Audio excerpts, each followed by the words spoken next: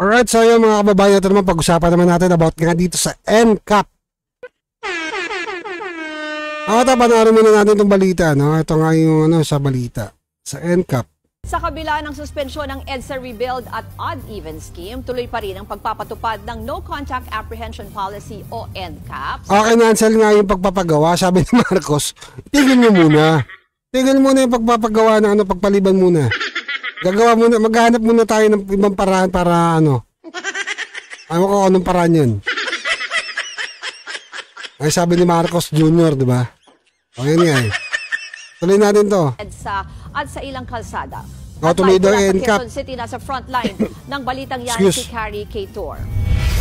Carrie, ano bang update mula dyan sa MMDA tungkol dito sa NCAP?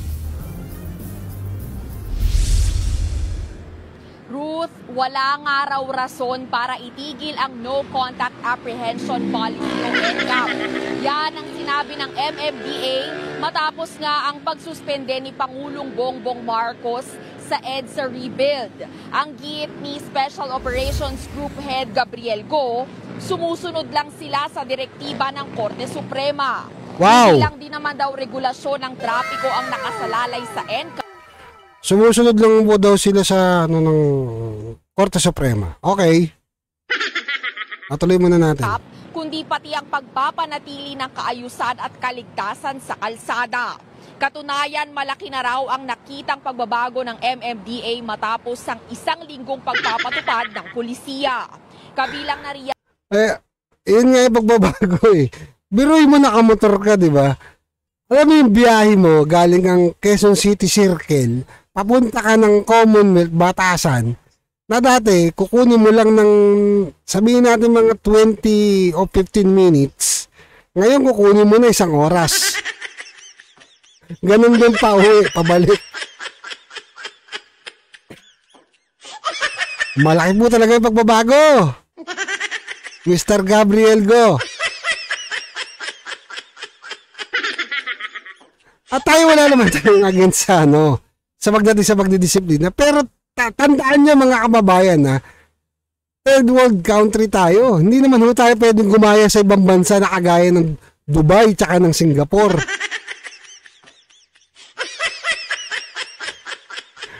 Nakuha nyo yung punto?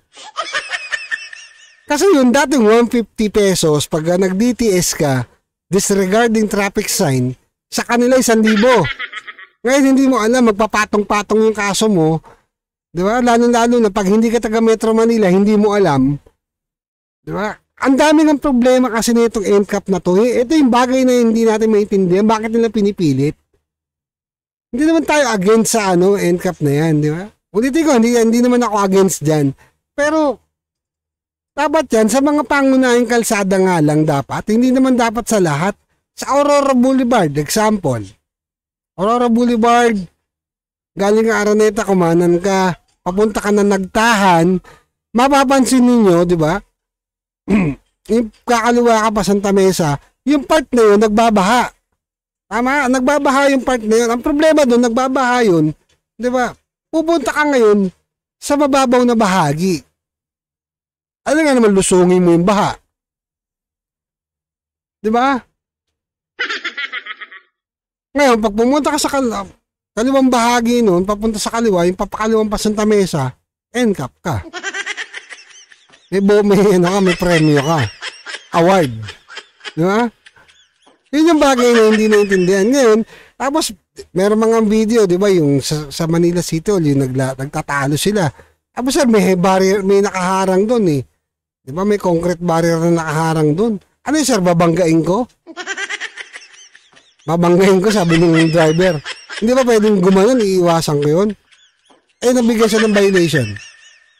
Yun yung bagay na yun. At marami pa rin experience na nangyari dyan. Di ba, kaya nga iba, natakot eh. Di ba? Although ina-explain naman ng MMDA na nangyari nga doon. Pagka merong ambulansya, bumbero, or emergency vehicle na nasa likod mo, walang problema ron, pwede kang umabante. Kaso nga lang, ang problema, nung nagkaroon ng NCAP sa mga bawat city na ang may hawak, yung, di ba, yung mga municipality, ang nangyari ngayon, nabibigyan sila ng Di ba? Ng ticket. Nabibigyan sila ng ticket. Di ba? Kaya sila doon natatakot kasi baka mamaya ganun din yung sistema. Dapat ayusin muna yung sistema. Kagaya na sa C5. Excuse, sa C5. Yung sa C5, yung linya ng motorsiklo nandito. Tapos biglang tutumbok doon sa poste. Sa EDSA, ganun din. Di ba? Di indire-diretso bago magbatasan, makikita mo yung ano ng batasan, yung parang ano ron ng malaking poste. Nakatumbok doon. Kundi naman yung linya nakaganon. Tapos biglang mawawala, lilipat sa kabila. Ano ba naman yan? Yun pa lang yun ha, nirereklamo ha. Wala pa dyan yung ano. Di ba yung mga nangyayari sa kalsada na kagaya ng, di ba yung mga lubak-lubak, mga kailangan mong iwasan. Di ba? At ba naman sa nagtahan, di ba? Sino ba naman hindi maano doon? Yung traffic light, di ba? Di ba imbis na merong, ano, although may nagmamando naman. May nagmamando naman doon minsan, may nag-a-assist na traffic enforcer o MMDA. Pero minsan kasi pag nandun, mag-isa lang siya, tama, parang nagtitrip. Kinakalabit na lang yung ganun yung ano. Go natin to, go. Oh, yeah. Oh, mamaya na kayo, mamaya. Di ba? Kasi yung problema, hindi digitalize yung ano yung mga traffic sign eh. Hindi namin alam kung kailan magdidilaw, kailan maggogo, kailan magpupula. Diba? Tandaan nyo ang dami pa pong dapat ayusin. Tapos ang mahal pa ng ticket, 1,000. Bilang isang rider, talagang aangal ako niyan. Magkano lang kinikita ng isang rider, hindi naman kumikita ng 5,000 rider. Gawin niyo 1,000.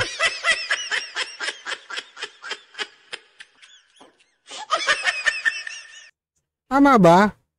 Kasi ang hirap po kitain ng 1,000 ngayon sa panahon ngayon. Ang hirap na kitain, ang mahal pa ng bilihin, pero mapupunta lang yung buong maghapon mo, no, na kulang pa kinita mo na sa 1,000, kulang pa, doon pa mapupunta sa NCAP na yan. Ano, isang araw di ka kakain? Sobra yung o baka naman sabihin ba, hindi ka, tama yan kasi parang nga namamadala yung mas mahal yung kagaya daw sa ibang bansa. Gago pala kayo, di ba yung mga nagko-comment ng kanyan, sa ibang bansa malaki yung kinikita. Kayang-kaya nilang bayaran. Dito, hindi naman gano'ng kalaki sahod natin. Marami nga dito buraot eh. Mantakin nyo, buraot. Puro buraot, sasakay ng TNBS, ng MC Taxi, di ba? Doon tayo sa mura. Gagamit pa ng code yung mga yun. Promo code para makasakay ng Minsan nga gusto nila parang gusto nila hingiin eh. Ang lito na kinikita ng mga delivery rider ha. Tsaka ng mga TNBS, MC Taxi. Totoo lang. Maliit po ang kinikita. Buti sana kung mura gasolina, mahal din ng gasolina. Buti sana kung mura din ang maintenance sa motor, ang mahal na rin ng pyesa ng motor. Ang gulong dati makakabili ka, wala pa 1,000. Ngayon, 1,000 na pataas o 2,000. Kawawa yung mga rider dito. Kahit sabihin mo hindi rider, kahit yung mga chopper, yung mga maghahanap buhay na jeepney or mga taxi, mga kawawa talaga.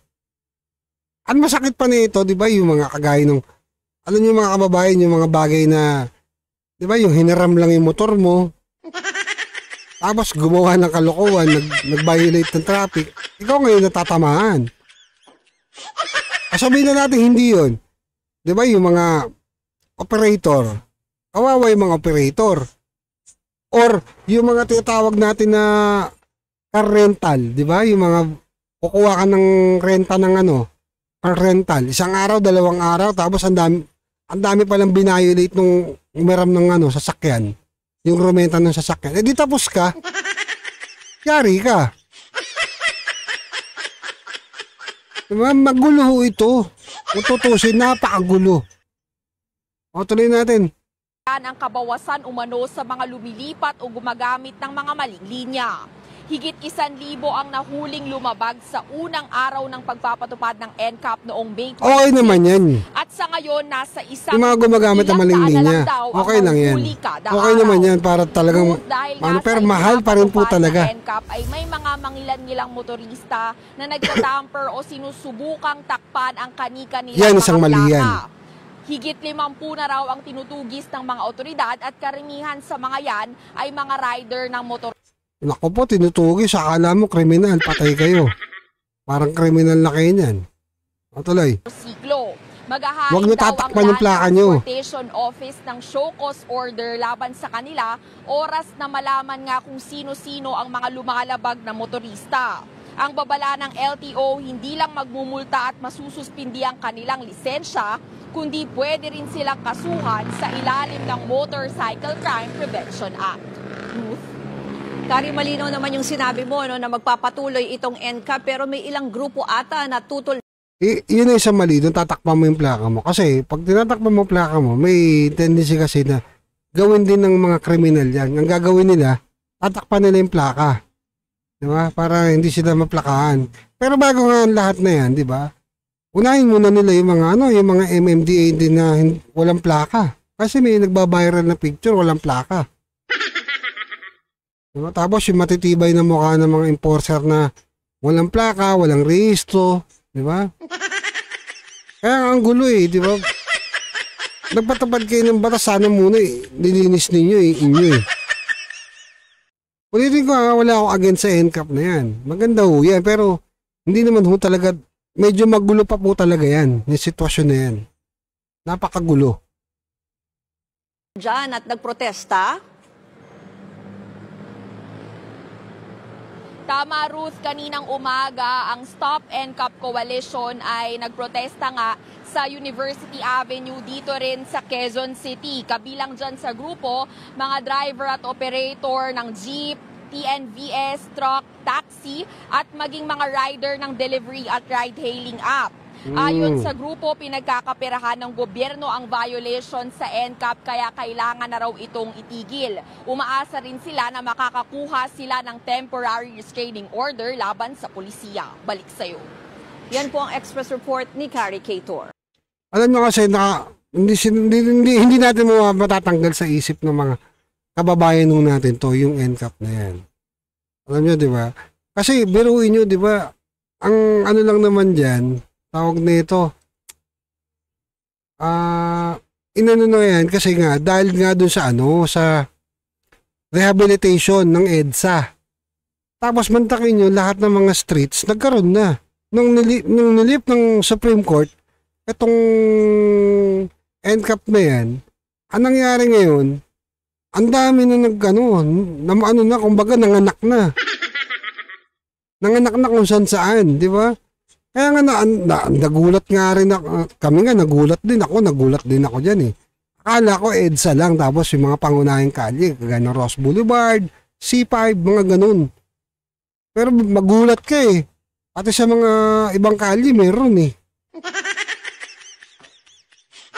Kaya magtataka talaga yung mga kababayan natin kung ginagawang nabagatasan ng gobyerno. Diba? Hindi ko natin maaalis sa mga tsuper yan tsaka sa mga driver. Sana naiintindihan, di ba? Kasi, ito, kagaya ho nito mga kababayan. Ang ng balita, di ba? Sa 1PH, ayan. Supreme Court. Ayun yung sinabi ng Supreme Court. Lakayan natin, Ayun yung sinabi ng Supreme Court. Nilinaw ng Supreme Court na ang temporary restraining order or TRO na no contact apprehension policy ng NCAP ay partially lifted at maaari lang ipatupad ng MMDA sa major totes and fairs tulad ng EDSA at C5. So kasama dyan yung Ross Boulevard, ano pa ba? Yung R10, di ba? Yung papuntang Nabotas. Tapos bukod dyan yung EDSA, ano pa ba? South Superhighway. Yun, kasama yun dyan. Dito ka magtataka kasi biglang dumami. Biglang dumami, di ba? Nasa mid ako. Biglang dumami na lang bigla. Nanganak. So, yun yung sinasabi ng Supreme Court. Okay? Excuse kasamid ako.